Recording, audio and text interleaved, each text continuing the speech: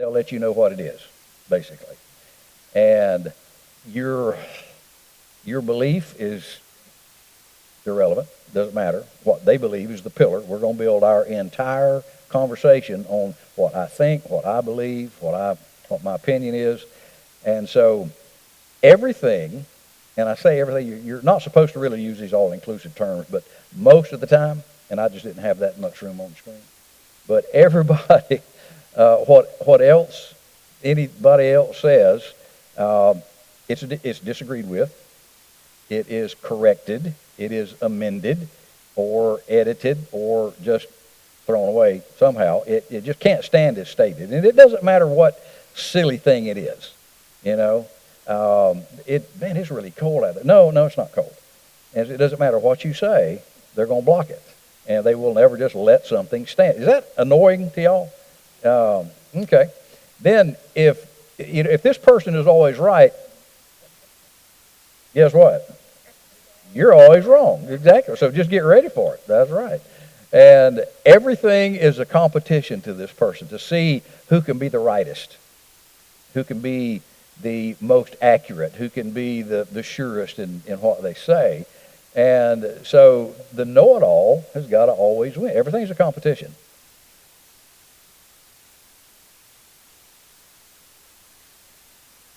Peter was a Barney Fife. And Barney was always right till it blew up in his face. And Peter has some of those tendencies until reality blew up in his face, exactly.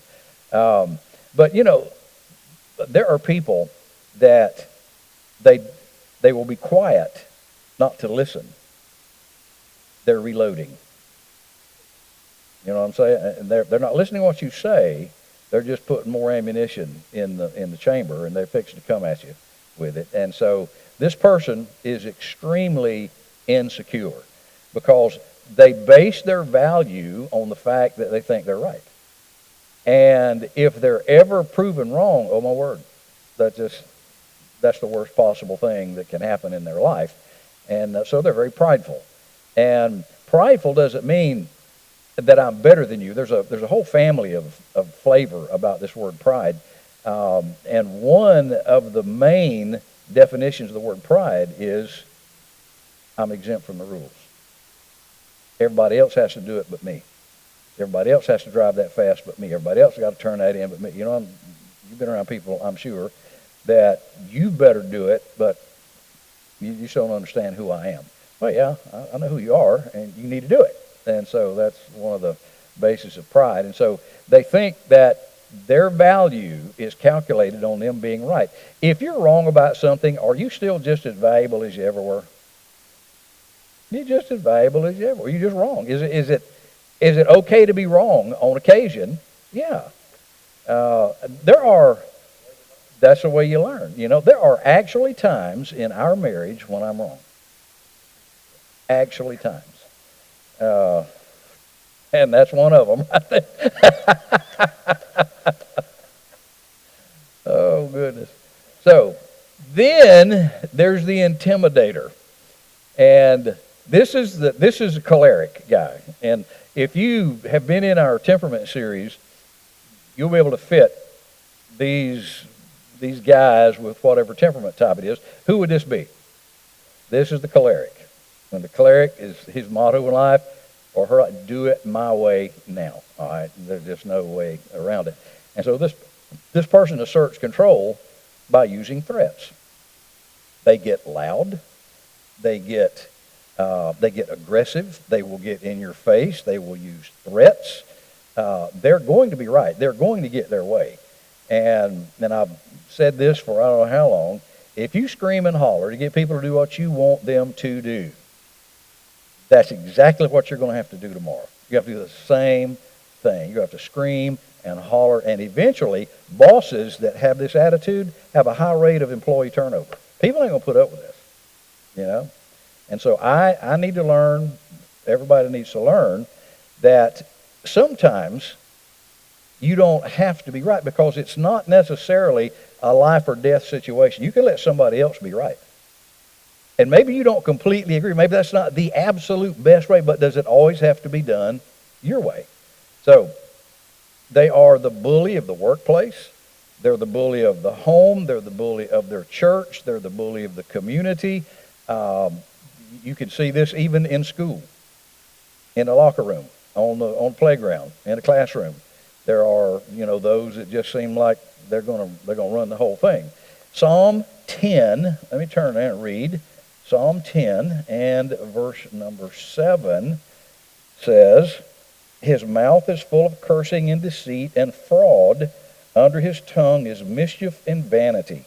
He sitteth in the lurking places of the villages. In the secret places doth he murder the innocent. His eyes are privily set against the poor." So this guy's going to have his way if he has to kill you. If he has to steal from you. If he has to rob you, he's going to have his way. And so there are two types of intimidators, and we've all run into both types. Number one, there's a type that's all bark and no bite. Loud, aggressive, boisterous, threatening, but they don't ever do anything about it. And then you got this guy, his bite's real. I mean, when he barks, he also brings the teeth with it. And probably everybody in here has been bitten by this particular kind of person in life. And their actions are always more severe than the situation warrants. The threat of what they're going to do is it's like, oh, you were 3 miles over the speed limit. That's a $452 fine. I think that's a little excessive. But this person just wants you to know, you don't do it my way, there's going to be a really heavy price to pay. So there is the intimidator, and this breeds resentment and anger. Then there's the egotist. And the egotist is self-absorbed. They're self-orbiting. They are the smartest person in the room. Who would this fit, you think? Melancholy. Yeah, melancholies are brilliant. And, we all have strengths and weaknesses. Everybody in here. You have a set of strengths and you have a set of weaknesses, and your weaknesses are just your strengths carried to extreme. Now, what would be give me one good strength of a melancholy? Perfection. They like things done right. Can you carry that too far? You can. All of the strengths can be extended way across the line, and that's when we call that walking in flesh. And so this is the egotist. So let's take a look. It's always about them. They always want to be the center of attention. They want everybody to look at them. They want everybody to see them. They want everybody to hear them because they've got the solution. They're the smartest one in the room, and you just need to listen to me. And so all the conversation must orbit around them. You get around certain people and listen to the topic of the conversation. Who's it going to be about? Them. You don't matter. You're there to listen to them, all right? And so what, their accomplishments and, what they've bought and what they're doing, their skills, their abilities, and what they have or haven't done. And so, they've had more surgeries than you. I remember years ago, we were having I guess it's praise report time up at Lock Haven. And two guys got in sort of a friendly sword fight on how many stitches they had had. I don't know if you remember that or not. But one guy said, yeah, I was in the hospital here, and I had 21 stitches in my side. And he told his story of woe, and immediately, number 2 says, I had 41, so here they were comparing stitch numbers. They couldn't stand the fact that somebody else may have more stitches than me. Nobody's ever been as sick as I've been. Nobody has ever had what I've had, And so they want everybody to know how important they are, and it doesn't matter what part of the spectrum that they're going to have to prove that from. But if you mention sports, you'll find out that they were once roommates with Peyton Manning's cousin. They're going to find something that they know, or some person that they know that, some significant individual. And so the egotist just loves to brag. That's basically the bottom line of the egotist. And they disregard what other people have to say. hunters are great about doing this. Yeah, I seen me an 8-point to the 8-point. Man, you should have seen the buck I saw, And they're going to one-up you. Every story you tell, they've got one better. And it's really kind of funny to sit back and watch this. And if I'm going to do anything, I'm going to say, I saw this little old basket buck the other day. It scared me to death. I'm just going to try to go to the opposite end of it, make them look as dumb as possible. But it's all about them. And so we all know this kind of a person. How do you deal with that kind of a person? What do you do? Tell me. All right, floor's open. How do you handle the person that is like this, or is the know-it-all? Tell me what you think would be a good pattern of counsel or conversation with this person. Do what? Let them talk. I think that's just let the air run out of them. Exactly. And maybe when they're all empty, they might say, what you been up to? Now, I doubt it. I doubt that's going to happen, but that's exactly right. Now, what about the drama queen and the crisis king? All right. I just can't take it anymore.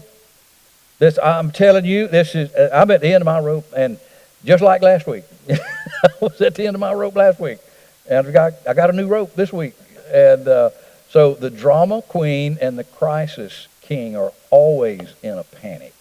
I get tickled reading Facebook. It's just like, oh my word, really? Some of the things that people blow up about, get mad about, some of the things that people just are so dramatic about. I'm like, oh, wow, okay. Breathlessly, they will tell you of the latest family uproar or the argument with their spouse or their neighbor it's every time you see them. You ain't going to believe what happened this week. What happened? And they'll tell you. Breathlessly, they will tell you that they just don't know how much longer they can take this, and it's over the top. And so there's always a problem to fume over. It's like if things are peaceful, they get nervous. Something's going on here. I need to blow up about something. And, they have this idea that nobody important is out to get them. And so their reactions are just over the top. I mean, their voice, their facial expressions, their body language is just it's hopeless. We're never going to get out of this. I just don't know what we're going to do. And it's kind of funny actually to watch. And so their life is always crashing. It's always in a spiral, and they're always on the verge of a meltdown. Have you ever seen kids like this? Kids are great and what do we as parents do now? Your kid drops his buttered toast on the floor. Butter face down. Always. The butter's always going to land on the floor. And what do you do? I mean, they're crying and they're pitching a fit. What do you do? I don't blame you. I'd scream and holler too. Is that the way we handle it? Or do you say, baby, it's okay. You just try to calm them down. Well, add about 20 years to that kid. And some little thing does, their butter hits the floor again in another issue. And what they have become accustomed to is people feeling sorry for them, people coming to their rescue, these little soft kids that don't know how to handle the issues of life. And Paul and James talks about this is just one of the most antithetical human responses. Let's turn. Look in James chapter 1. And I want y'all to explain this from a human point of view. If you're not a Christian, this is going to sound stupid, just pure stupid. In James chapter 1, verse number 2, my brethren, count it all joy when your team wins, and when you get a raise, and when the kids are doing it. Now, count or consider it all joy. And the word joy means calm delight. This is almost just nuts. But, okay. When you fall into divers temptations. Now, he doesn't say rejoice over the problems that you're in. The word temptation means to squeeze together. So what should be the Christian's response to getting the life crushed out of it? See, you don't say, oh, I'm so glad we're broke. I'm glad this tragedy. That's not what we're supposed to rejoice in. We rejoice in the fact we know where it's going to take us. We know what it's going to do for us. All right? Look at verse number 3. Knowing this, that the trying or the testing or the proving of your faith worketh or fashions patience, which means to remain under. So what does trouble do for us? It teaches you how to handle trouble. Take a volleyball, push it underwater. What will the volleyball want to do? It wants to get back to the top. That's what we do. The Lord takes his hand, pushes us under the circumstances. What do we normally do? What do people, even Christians? They start negotiating and bargaining. Okay, I'll get back in church. Yeah, I'll start tithing. What God wants us to do is die. Die to ourselves. And so he says, count it all joy when you come into these diversities of crushings, because that works patience. It creates patience. I've had people tell me, preacher, I've been praying for patience. I'm like, okay. And that's what I asked. What has happened since you started praying? I'm telling you, I just don't understand it. The bottom has fallen out. Really? Well, let me ask you this. What is the purpose of lifting weights? They're heavy, right? They hurt. Will you be sore the next day? Yes. But and it's called the principle of resistance. If you want your muscles to grow, and it's called hypertrophy. If specifically, let's say your biceps, you want to get bigger arms. So you get your curling bar and you start curling. You know what happens to your muscle? Your muscles get torn up. It rips your muscles. And during the process of hypertrophy, those muscles will repair themselves with what? Other muscle fiber. So what does that do? Makes your arm bigger. So the more you lift, the more you can lift. And so if we avoid difficult people like this, and if we avoid problems and difficulties, guess what doesn't happen? We don't grow in grace and knowledge. We remain the same soft-bellied, anemic, weak Christians that can't handle anything. Oh my word, the country's going to hell in a handbasket. Look, I just can't believe what's going. Well, we can respond that way, or we can use those weights as a resistance against the thing God wants to grow in us. For instance, if you have a problem loving people, what I think is going to happen, there are going to be some unloving people come into your life. There's your workout. Now you can say, the gym's closed, you're not welcome in here today. And we will never learn how to love people that are unlovable or unlovely. And it's just, their life is just always crashing. And I know everybody in here has had weights on your bar. And we have a tendency to just walk away from it.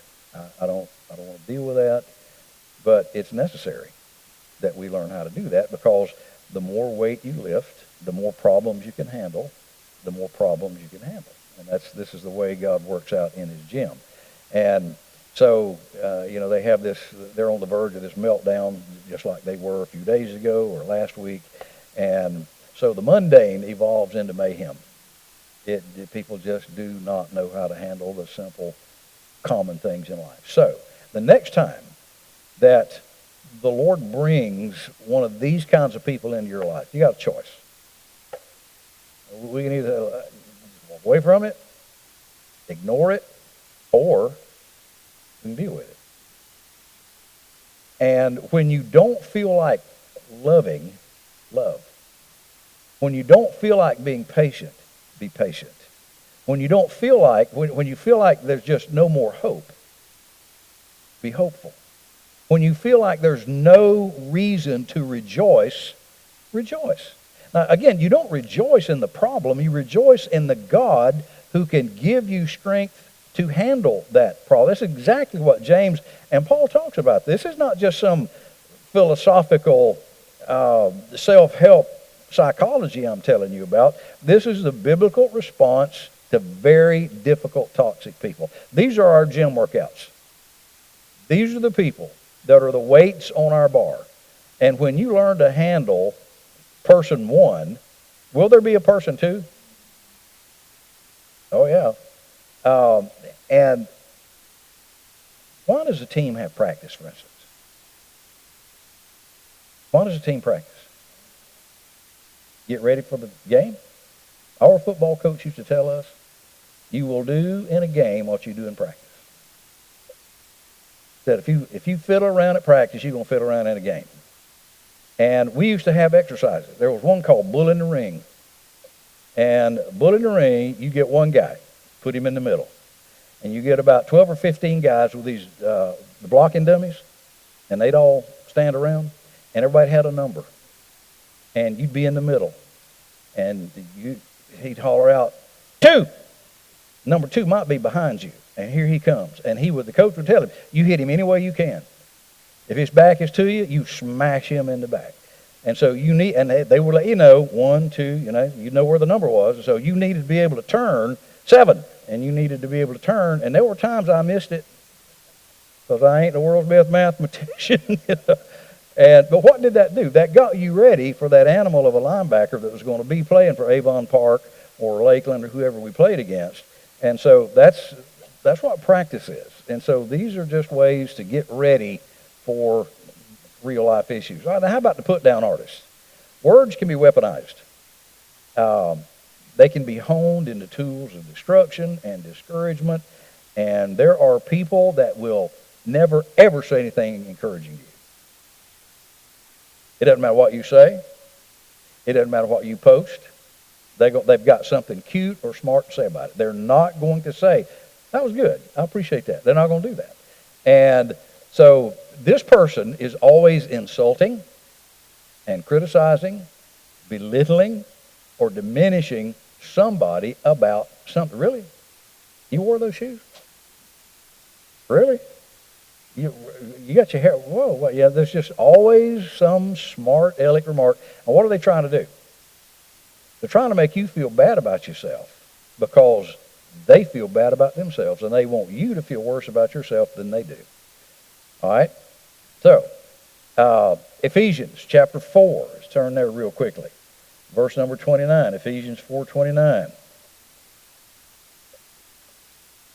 Let no corrupt communication proceed out of your mouth. Corrupt means rotten, kind of like when milk spoils. All right?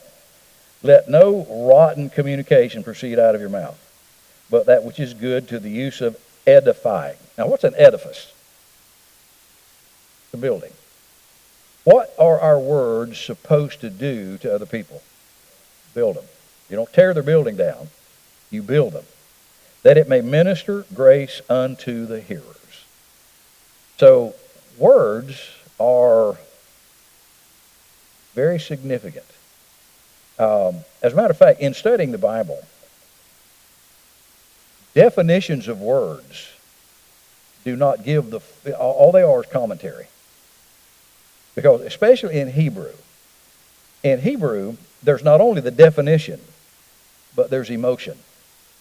And if you don't get the emotion, all you have is the definition. And so when you combine those two, you get what the person was actually saying in the frame of mind they were saying it, and it paints a whole new picture of what's going on. And again, this is the person, you're not going to beat them at anything. All right? You think that's something, let me tell you something.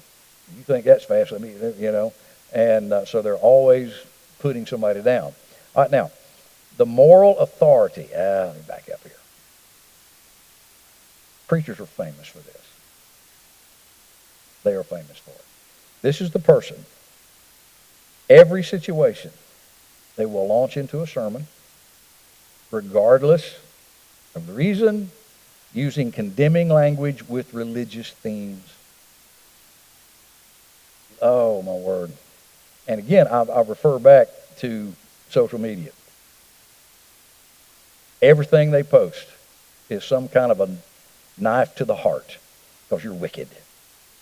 If you knew God's will for your life, it's just a constant. Now, I'm on Facebook. I'm a preacher.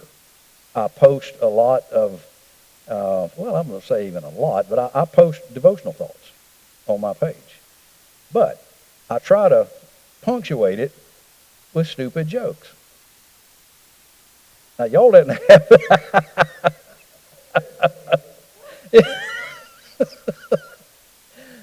And Stacy, bless her heart, never says a word about my blonde jokes.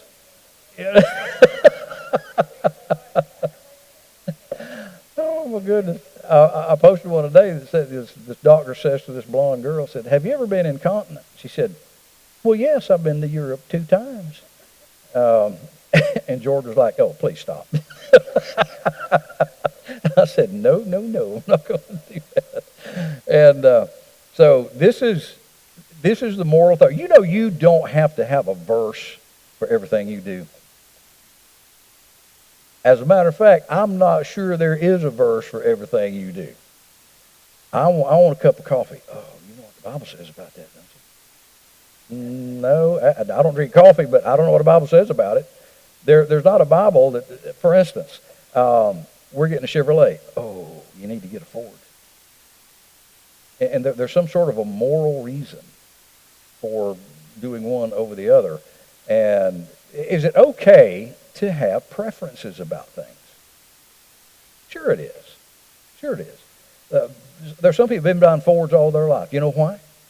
Because their daddy bought Fords all his life. There are other folks buying Chevrolet. You know why? Because their daddy bought Chevrolets. There's nothing biblical about that. It's your preference. And the Lord has given us a lot of parameters for preferences. And I think that's wonderful what he did. I don't have to like the same things you do. I can still love you and disagree with you about preferential issues. Now, principles, completely different thing. Now, everything has a verse to either confirm or to deny its character. Question. Should you eat in a restaurant that serves alcohol? Does the Bible say something about eating in a restaurant that serves alcohol? I ain't found it. And I might ask you, where are you going to eat that doesn't serve alcohol? Now, do you go into the restaurant to order? That's not why I go into a restaurant.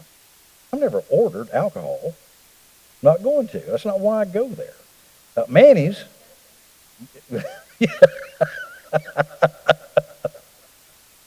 Yeah, accidentally. Manny serves beer. I ain't going to quit going to Manny's because they serve beer. Guess what? I ain't going to order when I go to Manny's. I'm not going to get a beer. And so everything has got some kind of a spiritual connotation to it. Yeah, and it is. It really is. It's just constant. They're like Chicken Little. The moral sky is always falling. And you know why? You know what it is? Look at what we're doing. Look at the way we're living, And I realize that. But it's like you go out to eat with your doctor and his wife. And y'all are out. What probably is not a good thing to talk about about your doctor all evening at dinner? Your aches and give the man a break. Give him a break. Talk about something else. Let him get away from the office.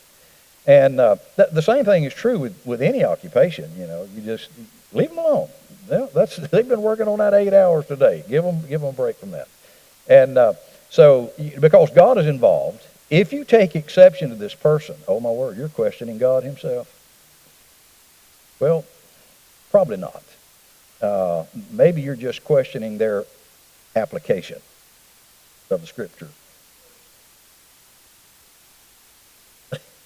Where's a misspelled word? Where? Which one?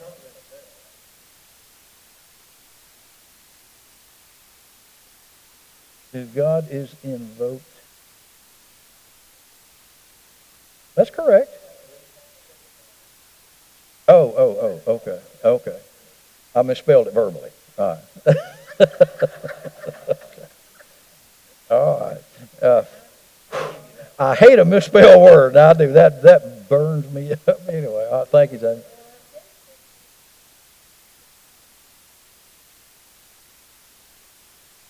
Uh-oh.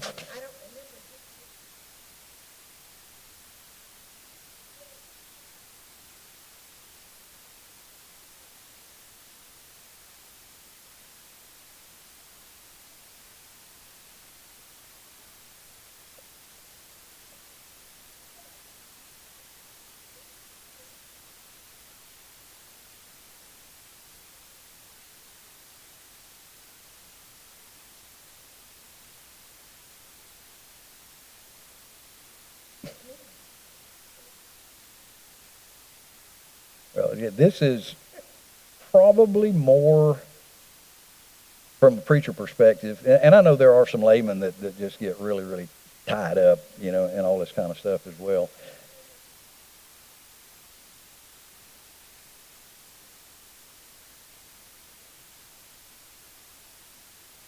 Yes, sir. It is. I know of a situation where every time I heard this guy preach, he preached about adultery. I mean, it was just, and I've learned through the years that the subject that a man constantly goes back to sin-wise is the thing he's got a problem with. The person that's always preaching about alcohol probably has a drinking problem. The guy that's always preaching about pornography probably has a porn problem. And this guy, this was his bailiwick. Come to find out, he was carrying on affairs with two women in his church simultaneously at the same time.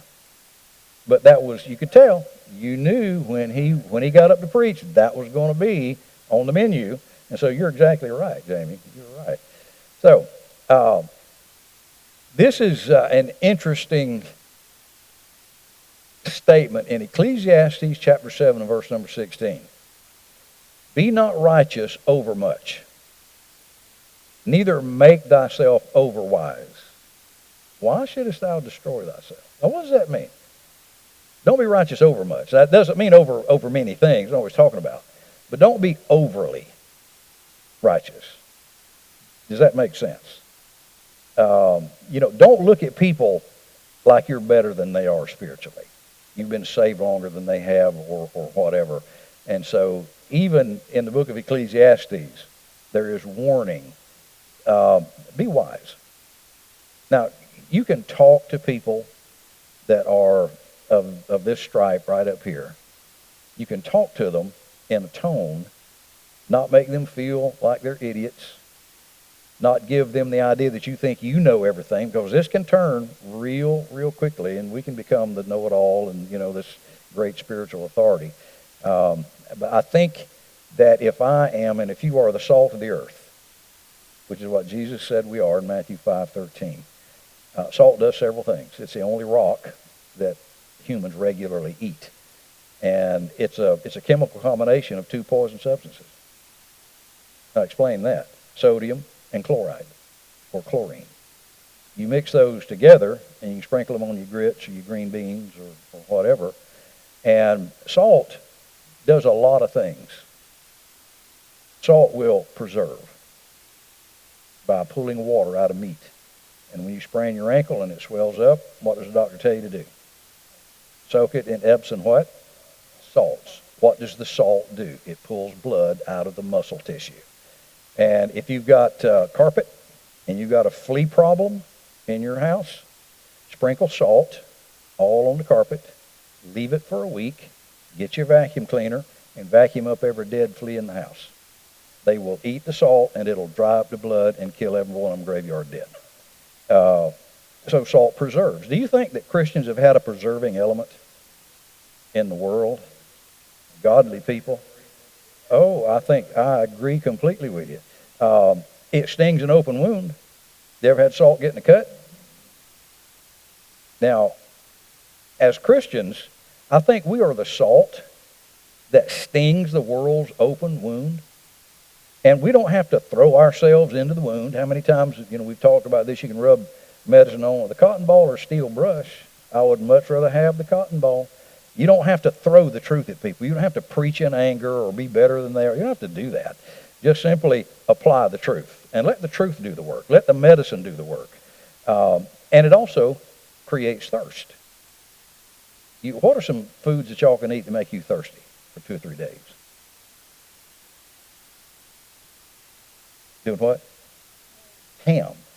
Seafood does it for me. Shrimp make me thirsty for days. And what it just dries up the water in your system. You've got to have it recharged. And I've heard you can drive a horse to water, but you can't make him drink. You actually can. You just feed him salt, and you make him thirsty. You don't have to make him drink. You do have to make him thirsty. And so why would Jesus then say that we're the salt of the earth? Because if we can create thirst in people's lives for the water of life, we've done our job. That's our responsibility. But if the salt loses its flavor, then it's useless. And the Romans back in the day, on the Mali trade route, salt traded ounce for ounce with gold. It was currency. And Abyssinia had, up until the 19th century, they had gold bars. And this stuff was expensive.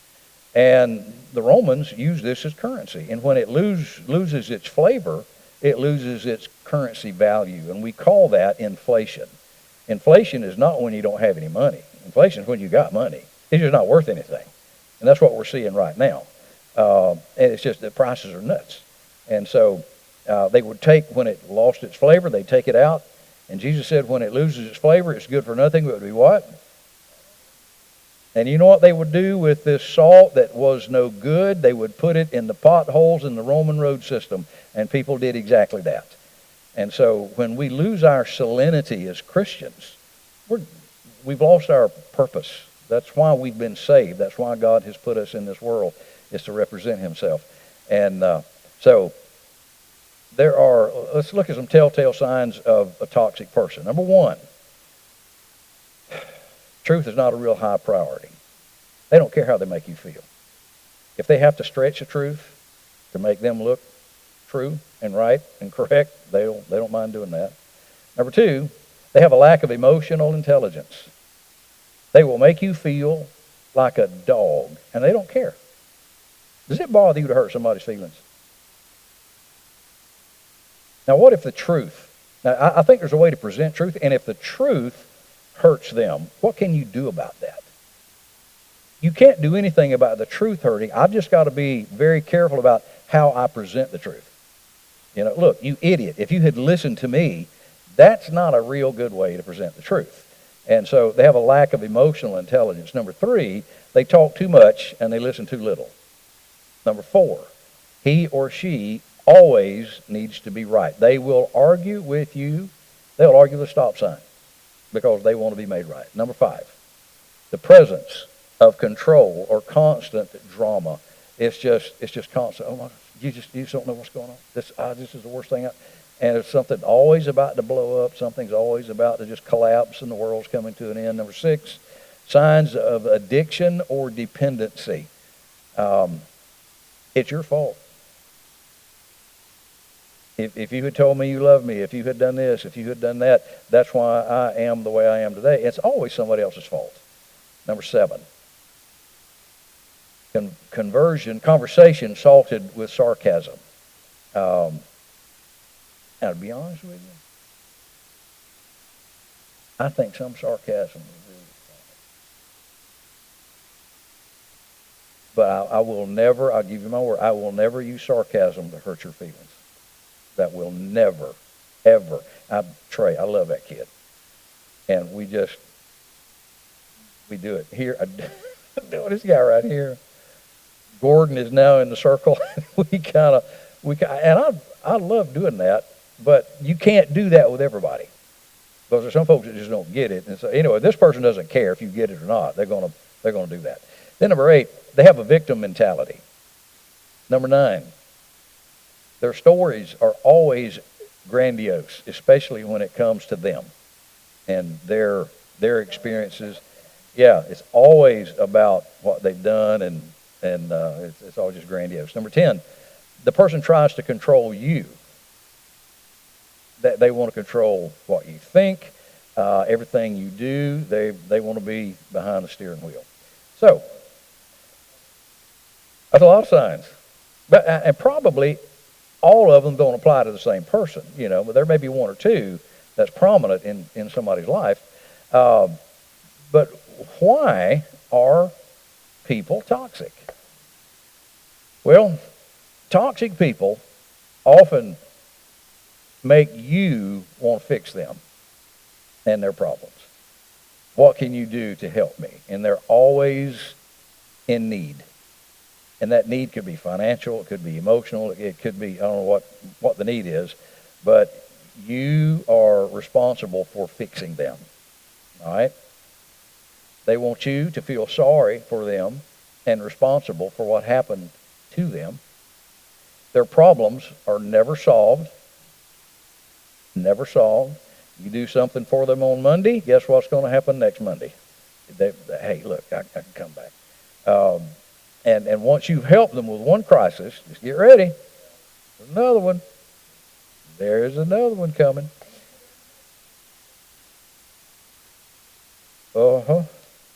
Yeah, your name is going to get spread, and it doesn't tell what kind of aggression is going to come against you. You're right, but what they want is your ongoing sympathy, just your ongoing arm around the shoulder. What can I do to help you? Now, on occasion, does everybody need help? What will you do about that? Help them. Are you going to get burned? You ever loaned money to somebody and never saw it? You ever bought something? I'll give you an actual situation that happened that I just recently found out about. There was a guy that we deal with, needed a pair of work boots. I said, okay. So I went and got him a pair of work boots. And I found out a few days later, he took them back to the store for a cash refund. Now, I could have said, all right, that's it. I'm not doing anything else for you guys. That's the way you're going to do. Well, the next guy that needs some help might really need help. That may be a legitimate situation. And so, we can't just shut up our hearts and say, no, I got burned one time. Well, we've all been burned. I think the Lord will give you discretion. Exactly. Buy him another pair.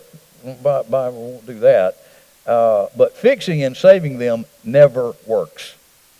Because when they need to be fixed or saved again, they're going to come back to you. All right? And so you basically enable them to stay weak. You finance their weakness. And so you probably care more about what happens to them than they do, as a matter of fact. All right? Now, we're going to, this will be the last slide. The roots of toxic behavior. There are people that they enjoy being in need because they're not responsible for providing for themselves. If you'll do it, why should they do it? We are creating in our country a generation of soft, pay my bills, you owe it to me, pay my college tuition, and I can't tell you how angry that makes me.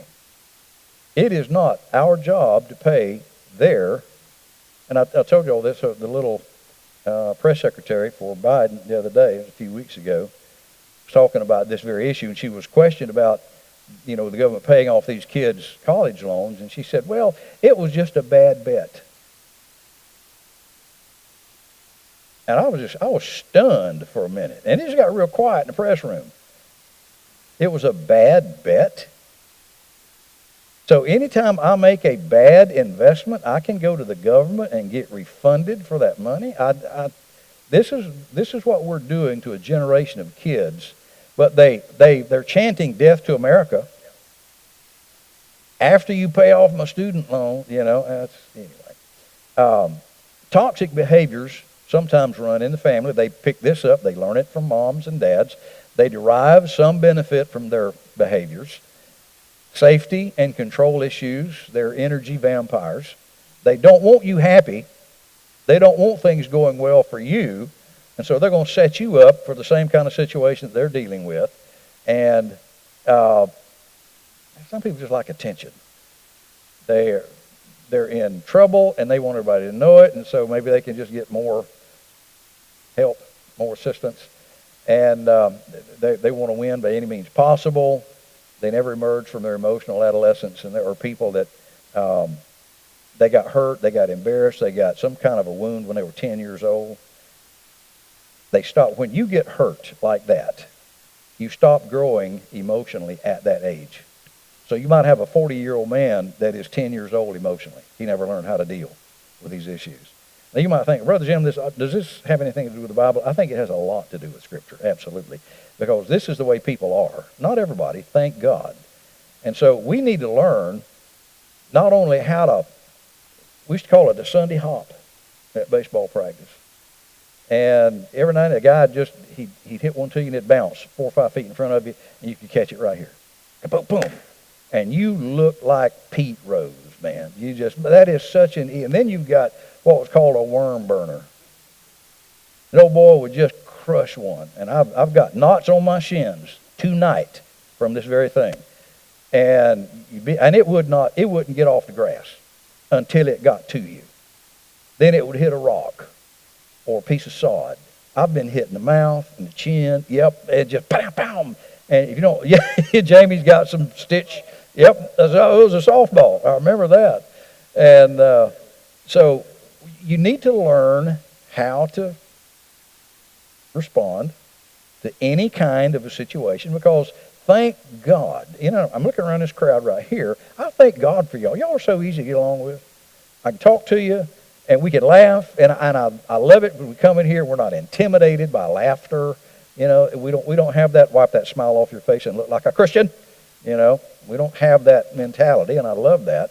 And then there are other people that when you're around them, can you hear your shields going? And you're peeking over the top of the shield because you know it's coming. It's coming. And that would wear me out. I don't know that I could have stayed here 33 years if that was every service. I had to defend my life.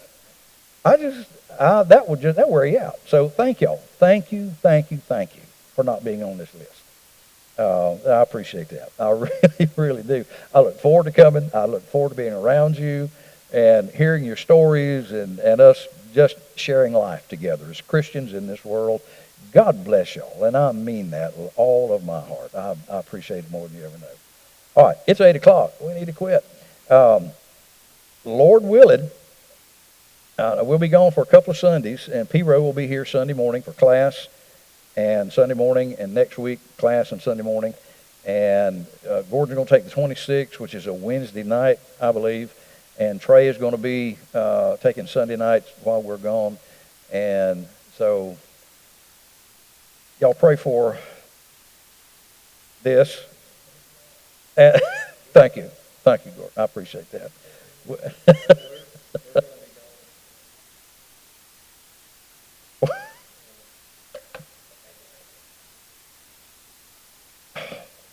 Wow.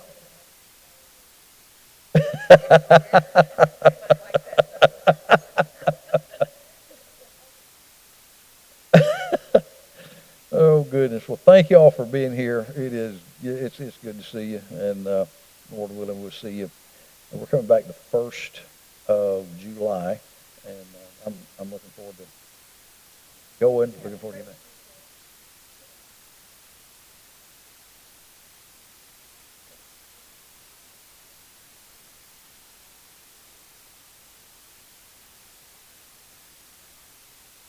So y'all been walking like this, or it's? Oh, we've had some wind. So like a